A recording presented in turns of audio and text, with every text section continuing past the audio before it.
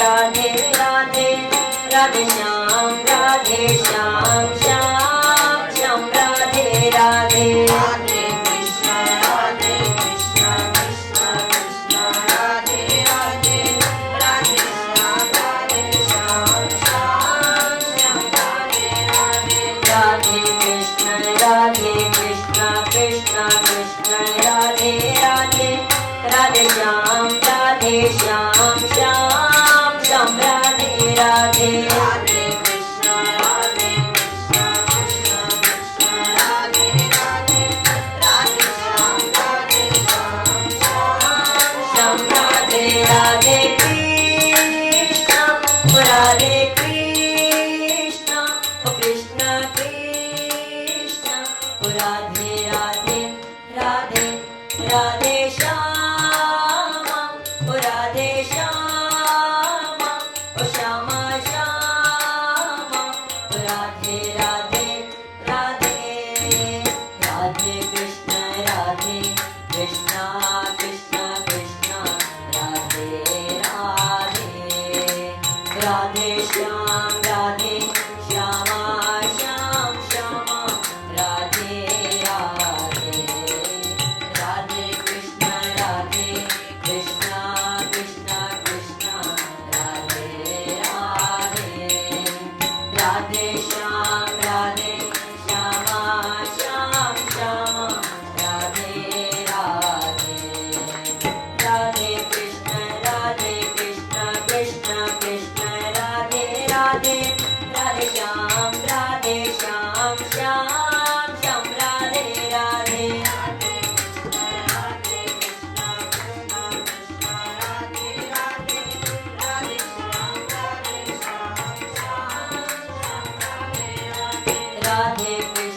Radhe Krishna Krishna Krishna Radhe Radhe Radhe Shyam Shyam Radhe Radhe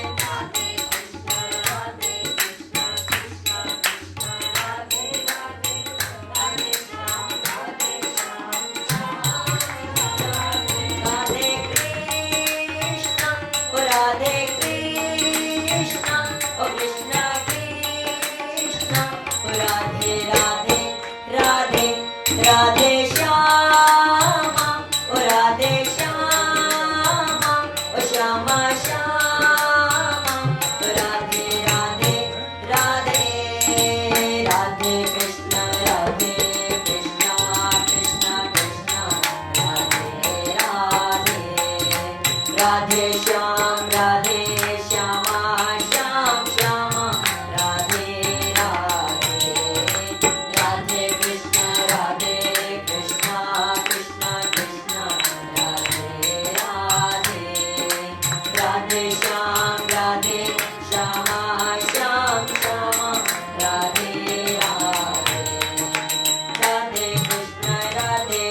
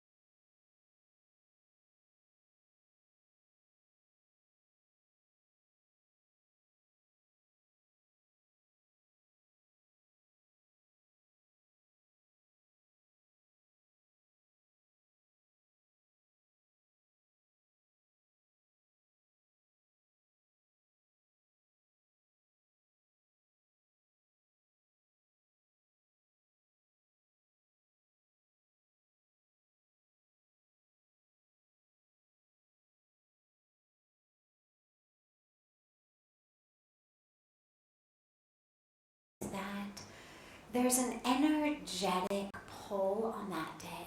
That there's a very specific, whether it's a full moon, whether it's a new moon, whether it's somewhere in between, whether it's an Ekadashi, whatever the actual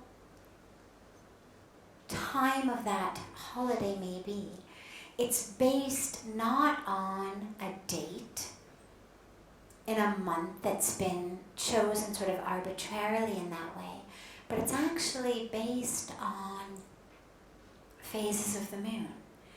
And what we know about the moon is that it exerts a magnetic pull on us.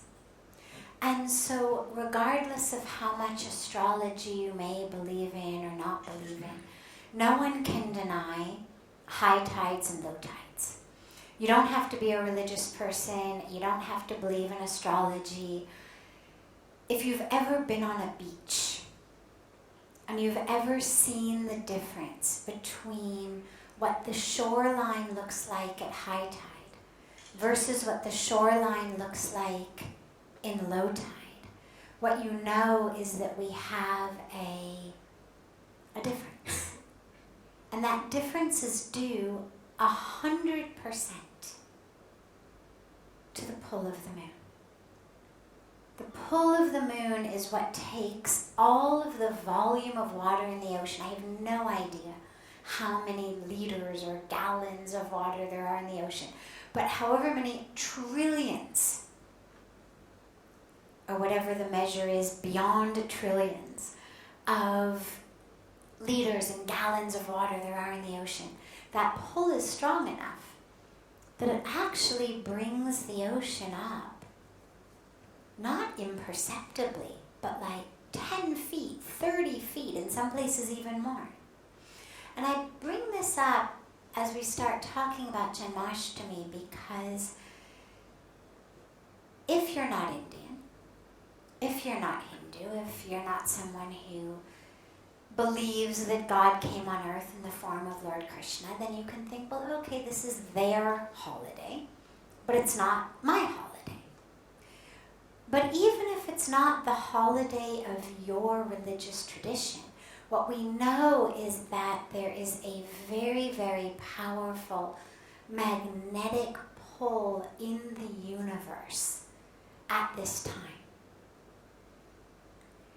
Because the date of these holidays is chosen not based on the day of the week, not based on what date of which month, but based on the cycles of the moon, which means the magnetic pull upon us.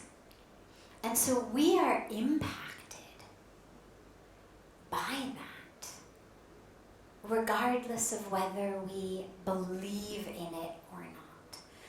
So this auspicious pull, sometimes pulls are not so auspicious. Tonight, that magnetic pull of the arrangement of the planets, of the moon on us, how the universe is set up tonight is very, very auspicious. As I was saying on the banks of Ganga, when we celebrate the day that Krishna came in form, it's not about, oh wow, that was so great, wish I had lived at that time, God, that must have been a great day, and celebrate it in memorial like that. No.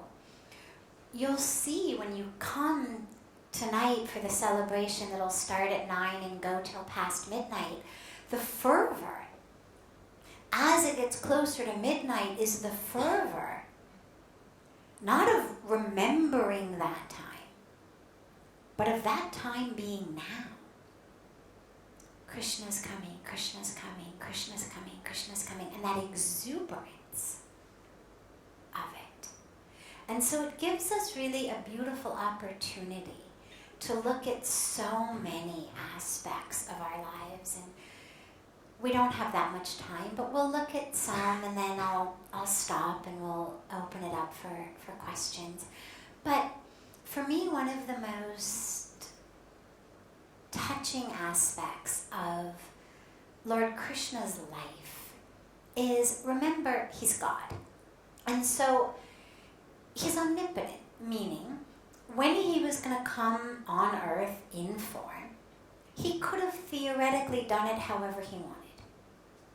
He's not bound. When God incarnates on earth, they're not bound by the laws of karma like we are. We came into earth in our family, in our situation, because of our karmic package. But Lord Krishna didn't come like that. He came on purpose. He came consciously. He came knowingly. Which means that he could have done it any way he wanted. But he very specifically chose a situation of turbulence, of trouble. And if you look at his early childhood, so many of us spend our lives well into our 30s, 40s, 50s, 60s, even older, damaged and stuck by what happened in the first 6, 7, 10 years of our life. My God, this is why I am the way I am, because, my mom, my dad, my uncle, my neighbor, this is what happened. Well, if you look at the first 6, 7, 8, 10 years of Lord Krishna's life, what do you have? Trouble after trouble after trouble. We may have had a family member who was mean to us. We may have had someone who was rude, who left us out, maybe even someone who abused us. Krishna's uncle tried to kill him over and over and over again in a whole variety of different ways. And he wouldn't rest until this child was dead. And if you look at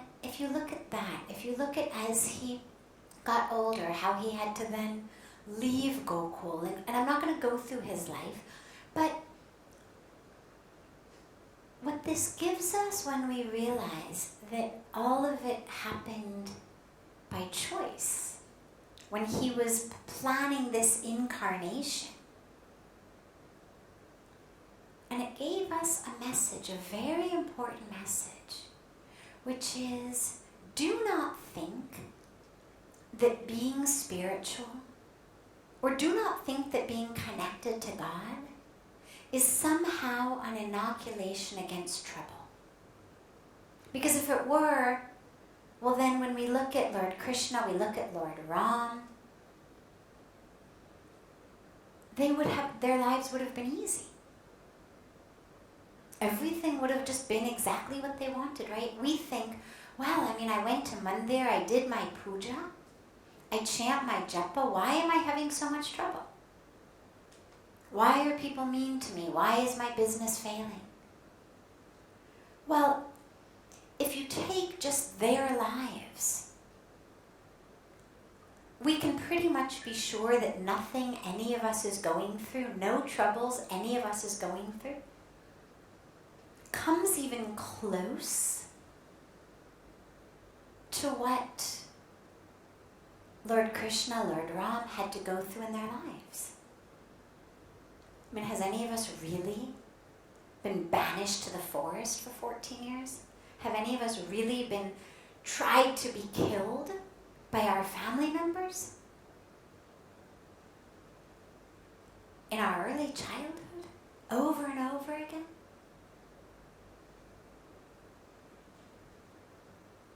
And the beauty of this is that it reminds us and re-reminds us that the troubles in life, the trials, the tribulations, the difficulties we go through are not something that our spiritual practice or our connection to God is meant to make dissipate.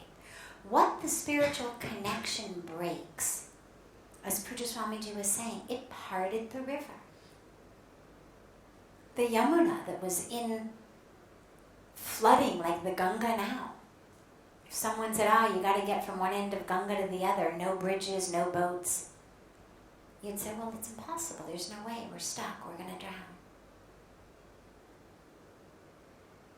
But for Krishna,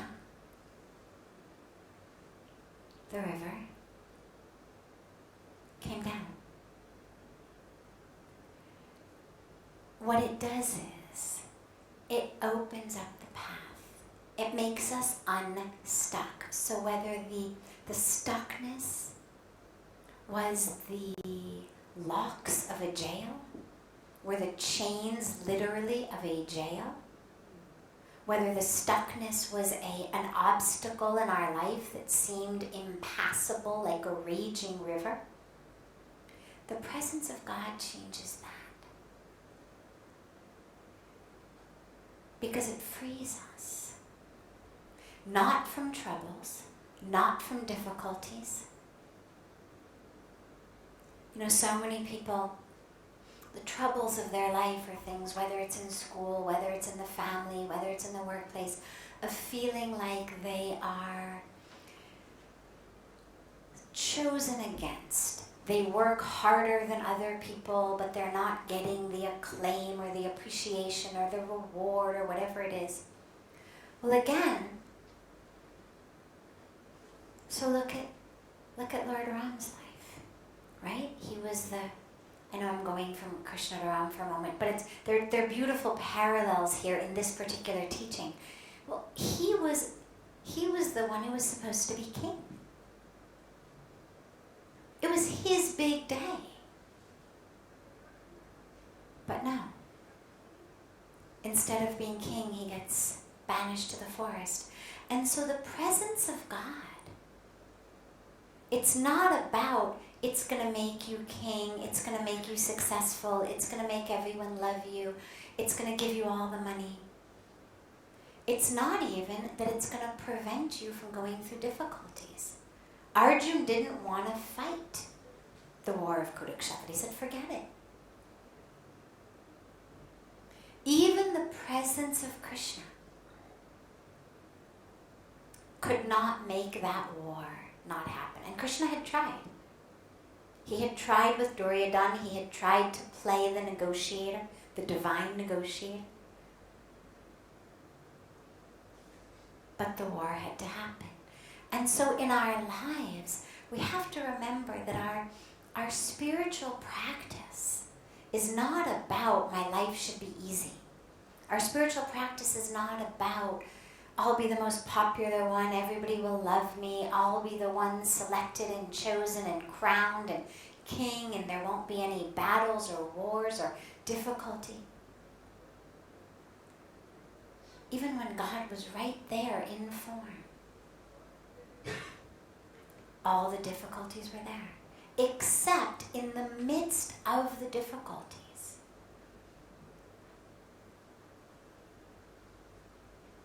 The freedom is internal.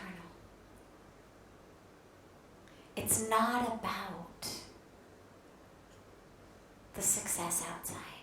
It's about the chains being broken of the jail that we are in. Not the jail that we're in because somebody else isn't letting us do what we want to do, or in our workplace or in our family. The jail of our own minds. That's what keeps us stuck. That's what keeps us chained. And so when Krishna comes in our life, when we're connected spiritually, when that divine literally takes birth, those chains are broken. We become free. And that freedom comes in terms of actually in our actions later on the battlefield of Kurukshetra in the Gita, when Lord Krishna is giving Arjuna the whole teachings of how to really be free, how to attain moksha, how to attain liberation, how to attain that state. The answer is not stop acting, stop doing. In fact, Lord Krishna is emphatic. You cannot stop doing.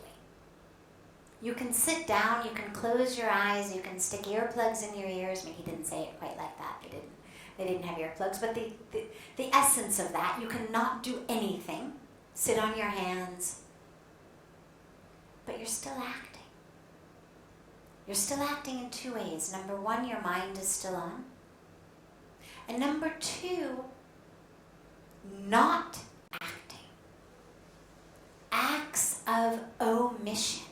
There's two types of acts. Acts of commission, something I do, and acts of omission, something I don't do.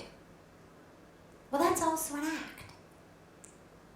If someone falls down in front of me and I don't help them, that's an action. It's an act of omission. And it carries with it just as much karma as the act of commission. Bending down and helping them is going to bring karma. Ignoring them is going to bring karma. So what he explains to us is you cannot not act. So then, of course, well, how do we be free? And this is where he gives that core teaching of whatever you do, offer it to me. Offer it to me. Surrender. Realize you are a tool. Realize it's not about you. Because of course Arjun's difficulty, his stress in the beginning is all about, it's about me. Oh my God, I, Arjun, am going to kill those people who are my relations. I am going to get the bitter fruit of this action, of taking their lives. And this is where Lord Krishna explains to him, who are you? Really? You, Arjun, are the taker of life? Really? It's perhaps one of the first sort of get off your high horse spiritual talks of you are not what you think you are. You're not the taker of life. Who gave you that control? You are neither the creator of life nor the taker of life. That's me. That's God. That's Krishna. And on an even deeper level, they were never born and they will never die. So neither can you give life nor can you take life, and no matter what you do, they were never born, they will never die. Who they are is soul, and there's nothing you can do to the soul. Shoot as many arrows as you want, it can't touch their soul anyway. So stop thinking it's all about Arjun. Stop thinking it's all about what you're going to do, what fruits of the karma are you going to get.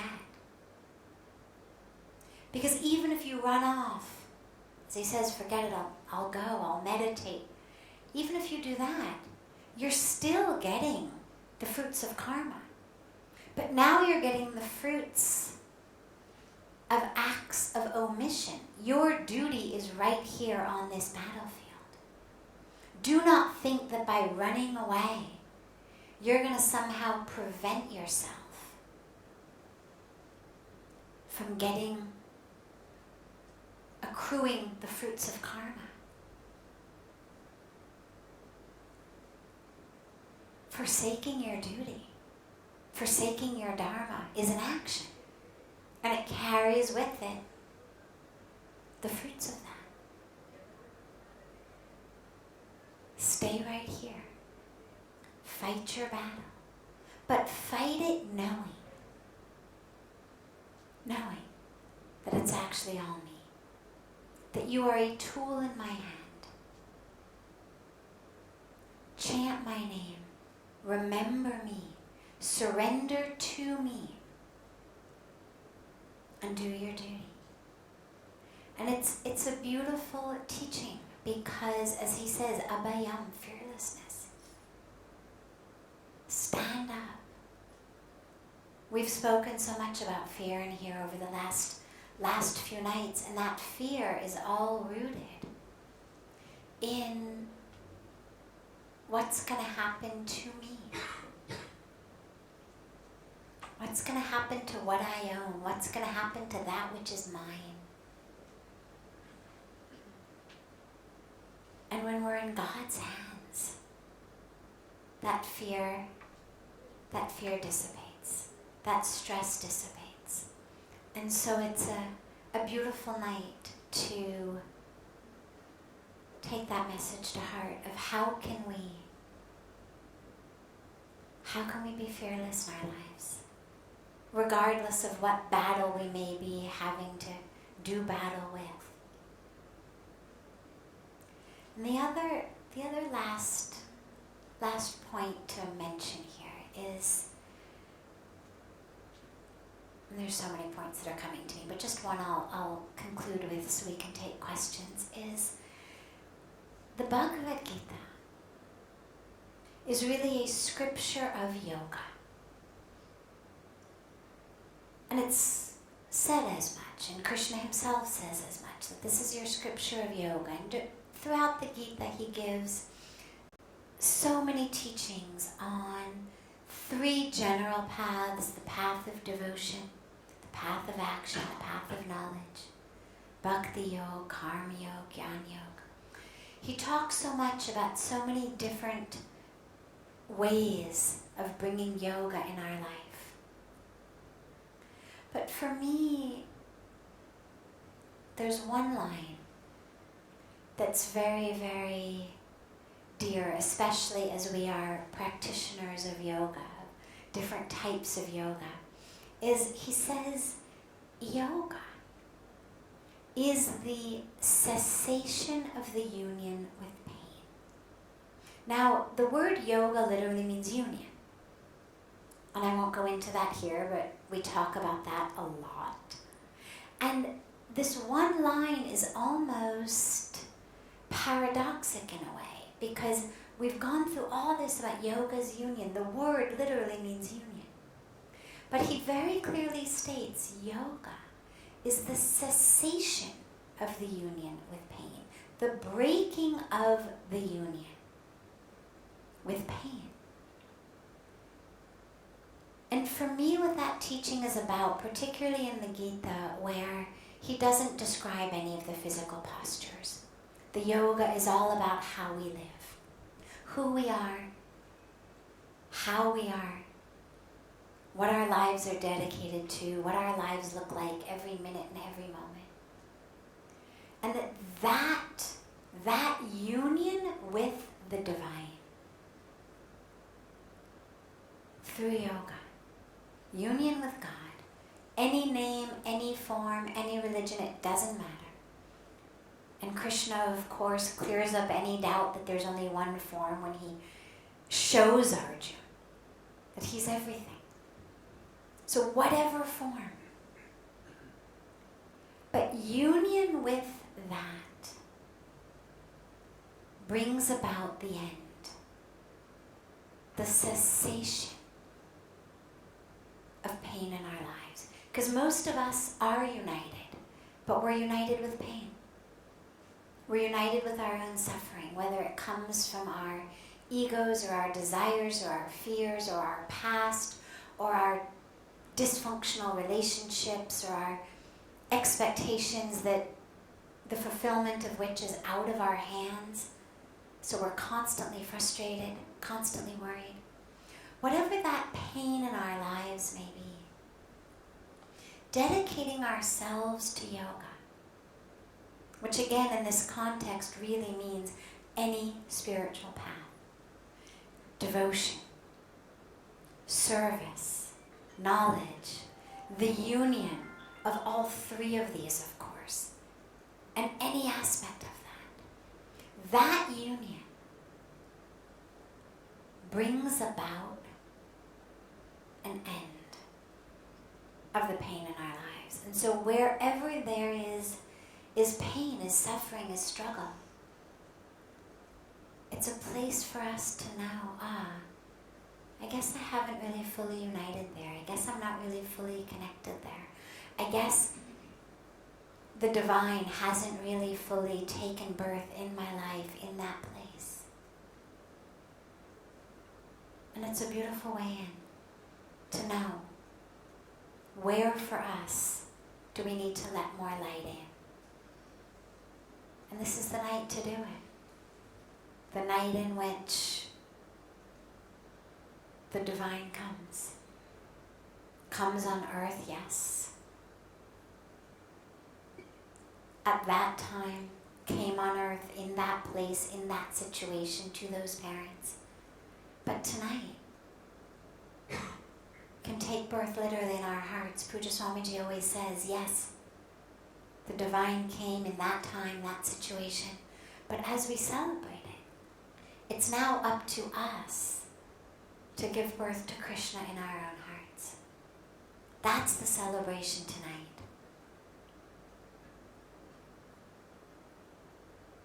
Can Krishna, the divine, the light,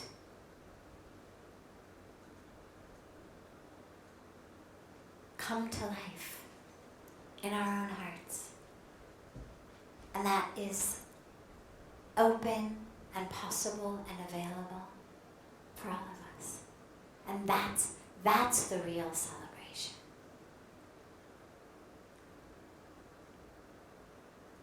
So with so much else left to also talk on this, I wanna just stop here because we have just a few minutes left and open it up for any questions that anyone may have. I know we have some that have come in advance, but before I take any of those, I'm happy to take any questions that anyone here may have.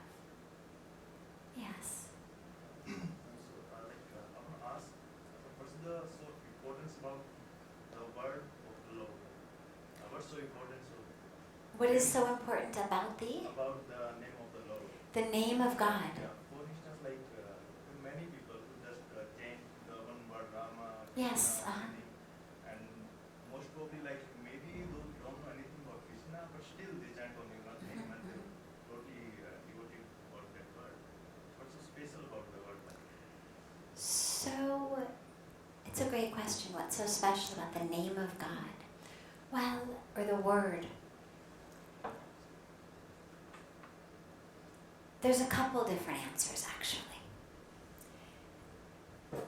The actual vibration of the word, whether it's Krishna, whether it's Ram, there's actually a vibrational energy of that is very, very, very powerful.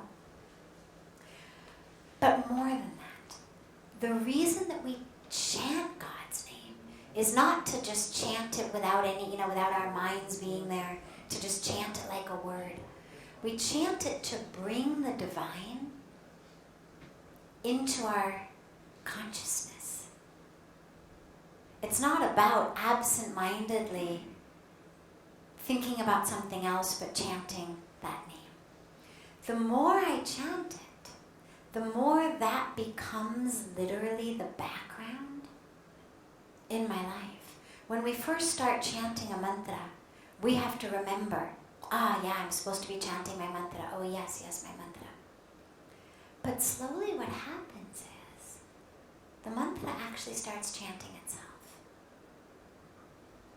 And then what you find is that literally your mantra, whether it's a several word mantra or whether it's just a name of God, Ram, Shri Ram, Krishna, Hare Krishna, whatever way we're doing it, that's going constantly in your life. And the beauty of that is that as our breath, as our heart starts to literally beat with the name of God, it changes us on the inside. Most of the time our breath and our heart is beating with me, mine, desire, fear. scarcity, scarcity, scarcity. Rush, rush, rush. You know, whatever our thing may be. That's what's happening to most of us.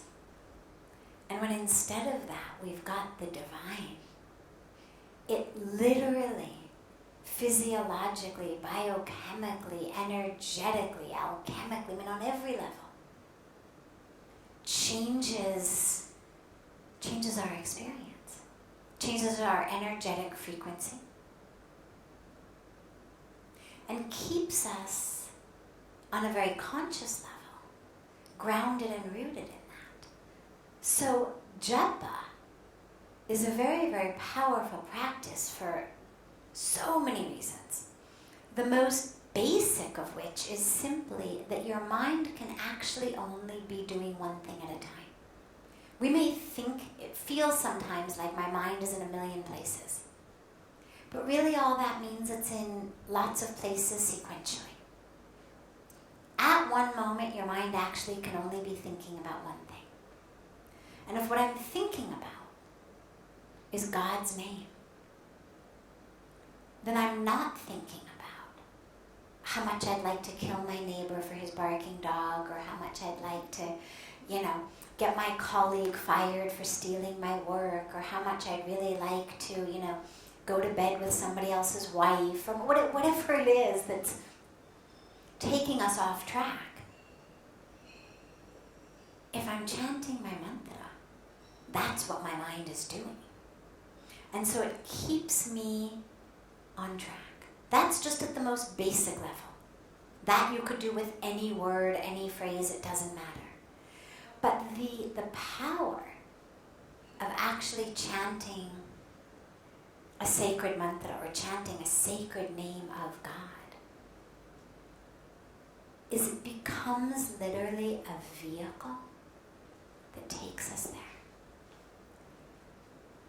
What we think, so we become. Our thoughts literally create our reality. And so if what I'm thinking all the time is divinity, divinity, divinity, God, God, that's what my life becomes. In particular, then again my question is, right, whether the incarnation of God is of much significance or the name. Why I'm saying this, because if you love any name, just like if I love the name of my mother, my father, then I can chant that also. Yes. Yes. Absolutely. So, yes, of course, you could chant the name of your mother or your father. Absolutely. Absolutely. We're in the mantras and the prayers that we chant on the banks of Ganga, we begin with Tvameva Mata. Right? You are the mother. Chapita Tvameva. You are the father. So, before we get to the divinity, you are the mother, you are the father. So sure, chant your mother's name, chant your father's name, absolutely. And the vibrational energy of the name of God, Krishna, Ram, whatever name, Om Namah Shivaya, whatever name of God we are chanting, also has a different power to it. The power of the sound vibrations. That there's a whole science behind that. And so what I would suggest is that you also do that. Do some malas with your mom's name or your father's name or both, and then do some malas with a name of God as well.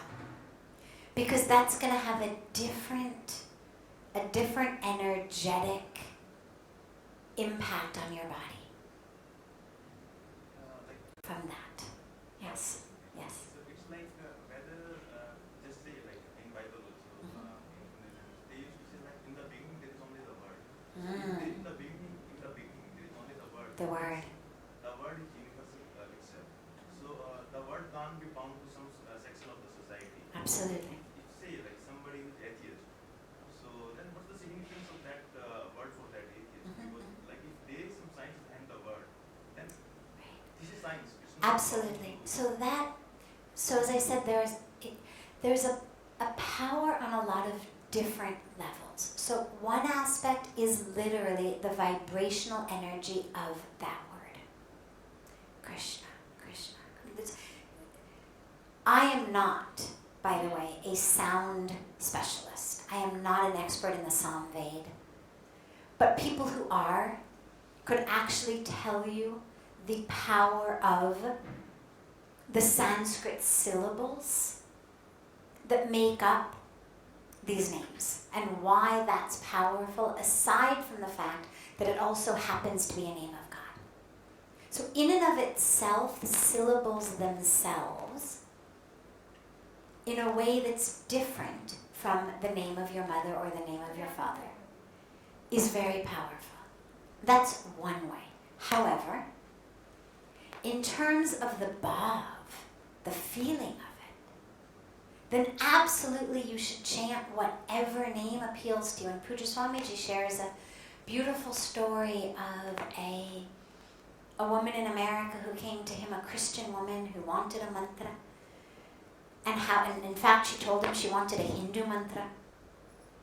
She had heard that Hindu mantras were very, very powerful and very magic. And the mantra he gave her was Om Christ. And he shares that story frequently to remind us that it's not about a Hindu name of God. It's about your connection with God, and that Om Christ, if you're Christian, is just as powerful as Hare Krishna if you're a worshipper of Krishna. And so it's not that it has to be a Hindu mantra. If you are a Christian, Om Christ, or just Christ, or whatever. When you say about how it says in the beginning there was the Word, well, so again, that takes us to another level of understanding. There's many who understand that teaching to actually be a place where the Abrahamic biblical traditions intersect with the Indian spiritual traditions, where what we are told and taught is everything came out of Om, that Om is that sound of the universe. And so there's a lot of scholars who say, look, here we've got the exact same teachings. And of course in the Bible they don't say, and the word was Om. But nonetheless, in the beginning there was the Word.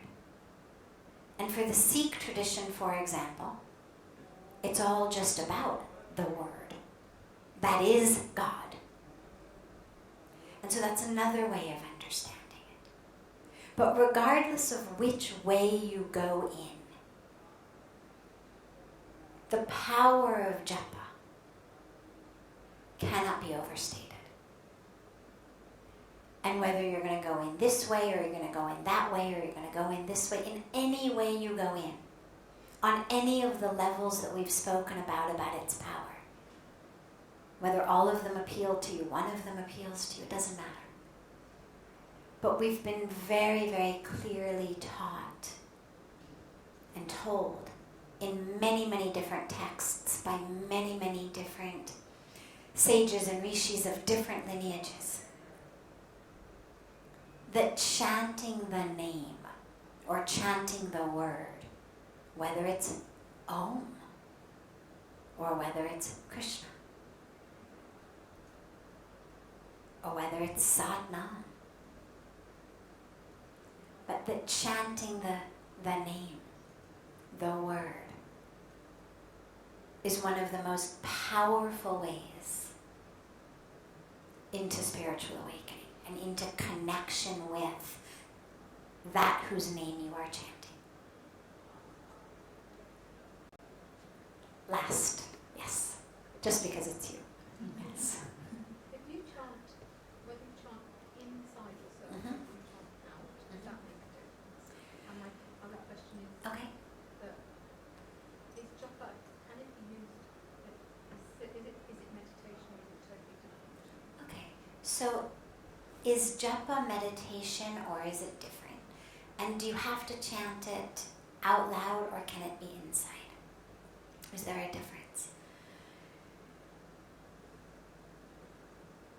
What Pujya Swamiji says about doing japa is.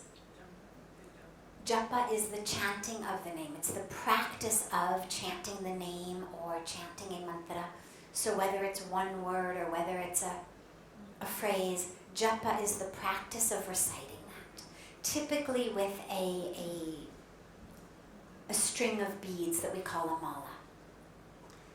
He says when you do that, you literally should hear the mantra, you should see the mantra, you should taste the mantra, meaning that the mantra literally becomes you. All of your senses are occupied in that mantra. Now, that doesn't mean it has to be spoken out loud. A lot of times, though, in the beginning, if we're just doing japa inside, our mind tends to wander a lot faster. So if I'm saying Krishna, Krishna, Krishna, Krishna, Krishna, it's just a lot easier to stay on track than if I close my eyes and the mind just wanders a lot more when you're doing it inside than when you do it outside. So typically when you begin a practice of japa, it helps to chant it out loud. You then get to a place where you can just be doing it with your lips, but you don't actually have to be saying it. So you can just, so I'm doing. But again, also you can get to a place without the lips moving. It's not that, God's not reading your lips. So it's not a matter of, hey, what are you saying? I can't read your lips. Speak up. Obviously, God is getting it, even if your lips aren't moving and you're not using your vocal cords and you're doing it inside. It's much more about your level of focus and ability. So if you can stay totally focused without the lips moving, okay. But there's that beautiful line in the prayers that we chant in the morning about Mukho mein ho Ram Naam, Ram Seva Hath mein. Keep the name of God on your lips, literally, and God's work in your hands, which to me implies that, the lips should be at least moving a little bit. I mean, it depends where you are. If you're sitting out with friends who really would prefer that you're paying attention to what they're saying, it's better not to be moving your lips. And people feel hurt. Come on, why aren't you paying attention to me? There you are, doing your japa again. Or if you're getting scolded by someone who's your, superior somewhere, chances are they're not going to be too happy to watch you sit there and do your japa while they're scolding you. Pay attention, listen to what I'm saying. So those are moments where you might want to not be moving your lips. But if you're doing it in your meditation area, if you're doing it while you're moving through your day, you're driving, you're cooking, you're washing the dishes, let the lips keep moving. And in terms of is japa meditation? No. But it's a way in. If you've only got time to do japa, don't worry.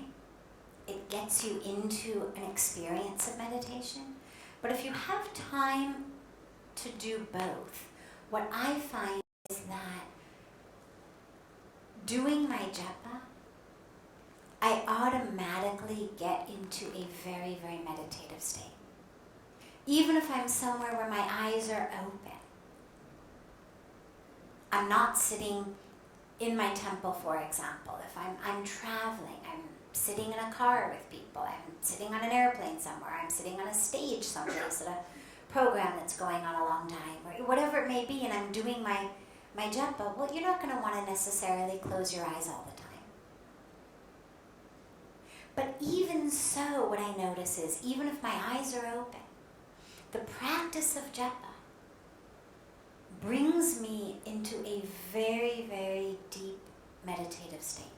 And if my eyes are closed, when I'm doing it where I do most of it, sitting in my meditation time, it takes me very quickly into meditation. So the transition from doing japa to doing meditation is very, very smooth and very automatic almost.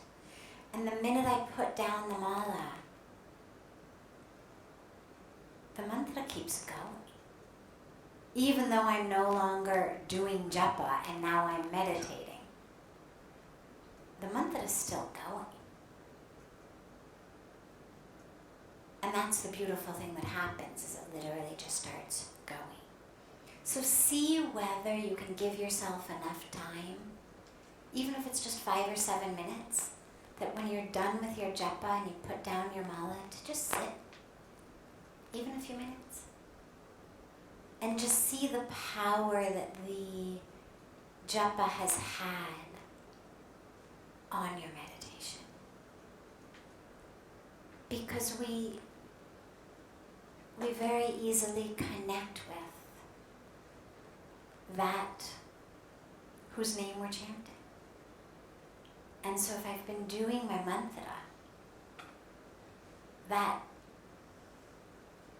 connection, that oneness, that stillness, that allness comes very, very quickly and naturally.